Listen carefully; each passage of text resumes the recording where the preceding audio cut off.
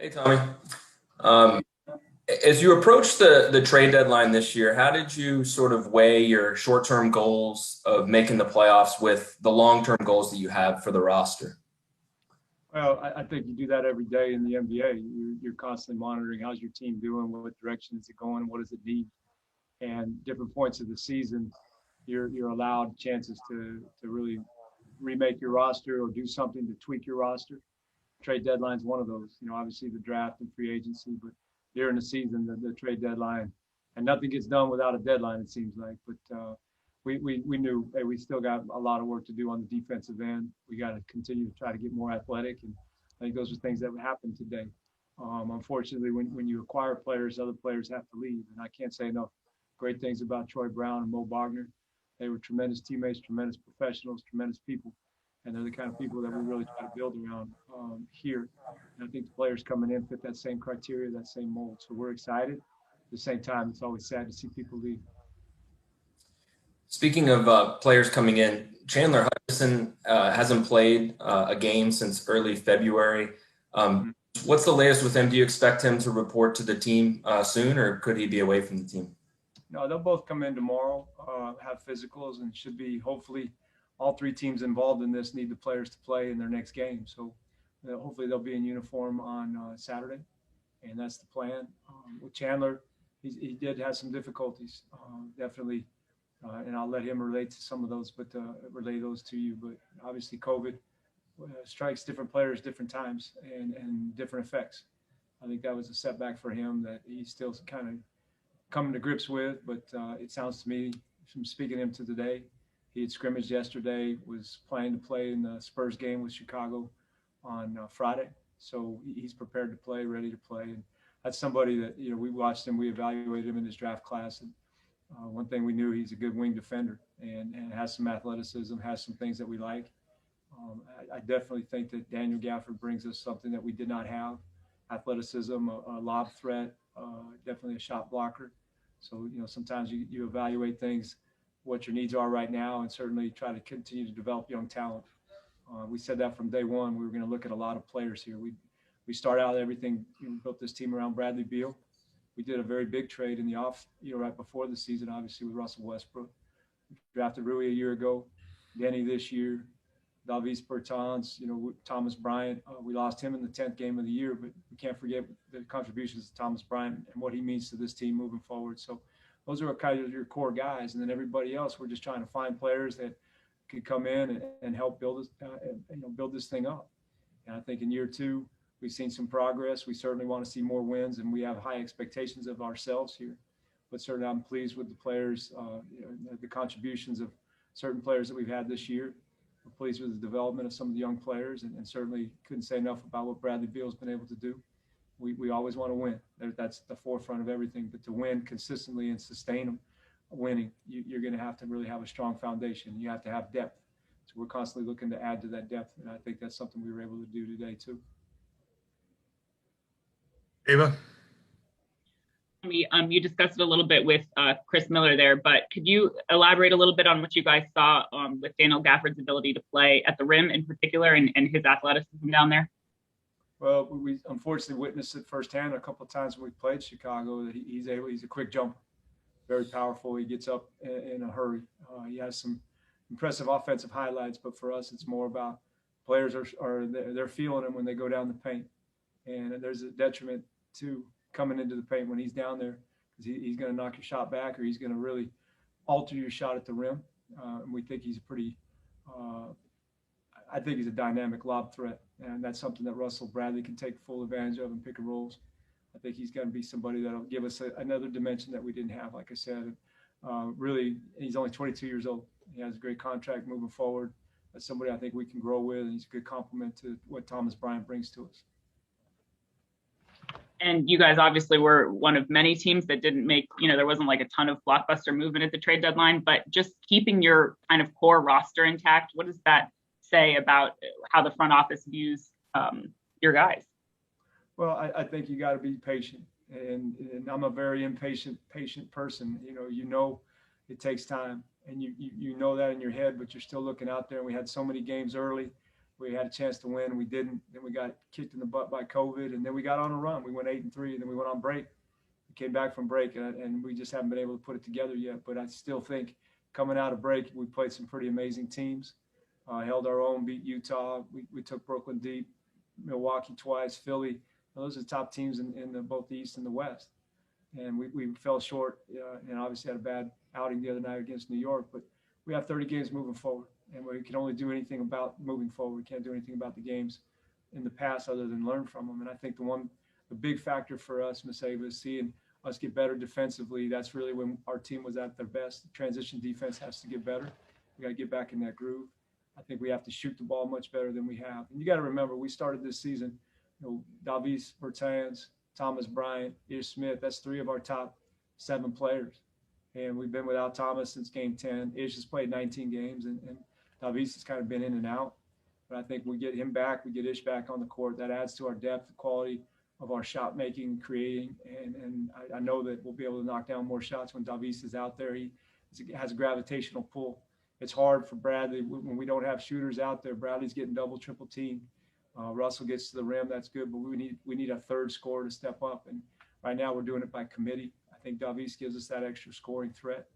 I don't look for Chandler or for Daniel to come in and shoulder a big scoring load as much as help us impact at the other end defensively.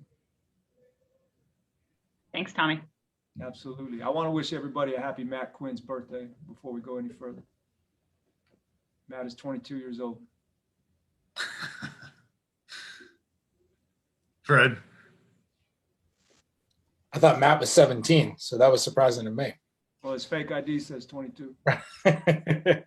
Tommy, you mentioned at the lottery right off the bat, you said we don't plan on being here next year. I'm just wondering, given where you guys are in the standings right now, what your expectations are for this team for the remainder of the year and kind of how they've trended as you've kind of seen the season unfold. And then at the beginning of the season, I think our expectations, I still have high expectations of this team. You couldn't foresee what happened to this team. And certainly there's not making any excuses, but that's something we've had to experience, go through, and deal with. And it's something that certainly hurt us in the win column. But we move forward. We still have high expectations. Those things take care of themselves. We'll see where we are at the end of the season. Right now, my whole focus is at the New York Knicks tonight. Let's go out and have a great game. And you guys have a number of veterans who are on expiring deals. What was the philosophy going into, given where you are in the standings, what's the philosophy going into the deadline when you do have veterans who are on expiring deals meshed with a roster with a lot of young guys on rookie contracts? Well, the thing I love about when you bring in great vets, they really help pull along your young players, and they're great mentors. And I can't say enough about those guys. We sign people very intentionally, and contracts and years that we give out are very intentional because we have to keep an eye on our future and our budget moving forward. But I think each vet that we have that is on our roster right now, the expiring ones, there's no reason not to bring any of them back. I think Howell's done a fantastic job for us. Ish has been just such a great spirit in our locker room every night. Robin has been a tremendous backup center in the role that we projected for him. He's done more than what we hoped for. But moving forward, like I said, you can't keep everybody. But every player is going to give us a chance to tell us what to do by their ability out on the floor. Basketball is the ultimate meritocracy. You go out, you perform, you produce, and you're rewarded for it.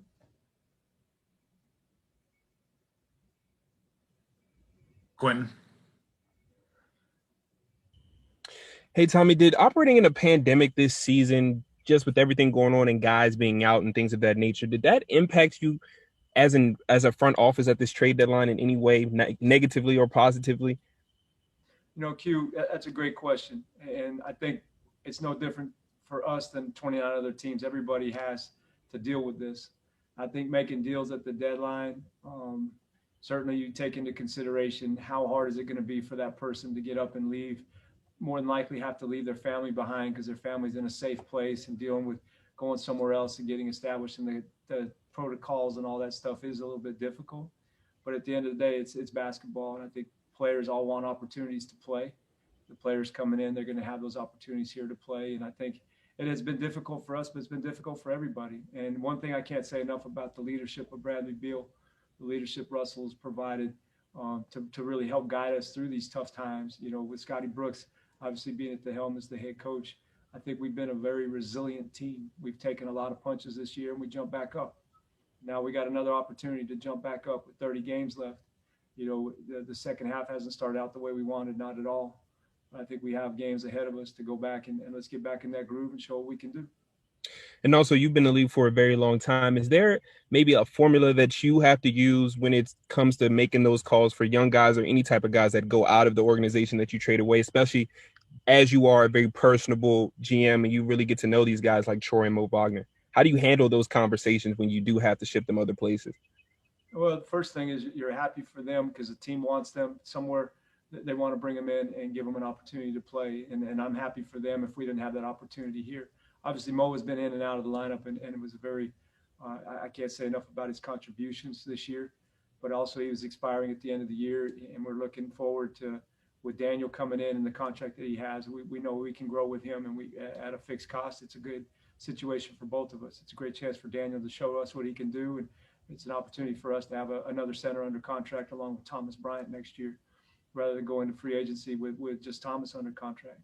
I think the big thing with Troy and with Mo both, you know, I spent a lot of time with people, Q, you're right, and I miss those guys, but this business is always about what's best for your franchise and moving forward and what you need. And sometimes what you have here, and you really you like those guys and you want them to move forward with you, but what you need, they're not providing. You got to go get what the team needs. And I know the way that Bradley Beal plays, the way Russell Westbrook plays, having an athletic big who's a lob threat, that's a big thing. An athletic big that can get downhill in a hurry, a rim runner, that's a big thing. An athletic shot blocker, that's something we haven't had. So I think, you know, I've watched Russell and Bradley really, really help a player's skill level raise quickly. You know, they make very good players when you're playing next to Bradley. Very good players when they're playing next to Russell. They elevate the play of people, and I imagine they'll be able to do that with these two coming in. But our focus continue, make no mistake, we want to win, and we're building this thing up for Bradley as the cornerstone of our franchise, and you know, everything that we do was with that in mind, to keep this thing moving and get to sustainable winning every year.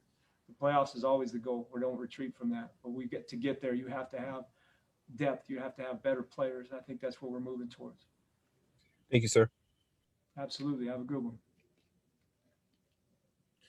All right. I see no more questions on the board here. So, Tommy, you are free to go back and watch the game here. Thanks, everybody, for joining us on the short notice. And we'll be in touch with information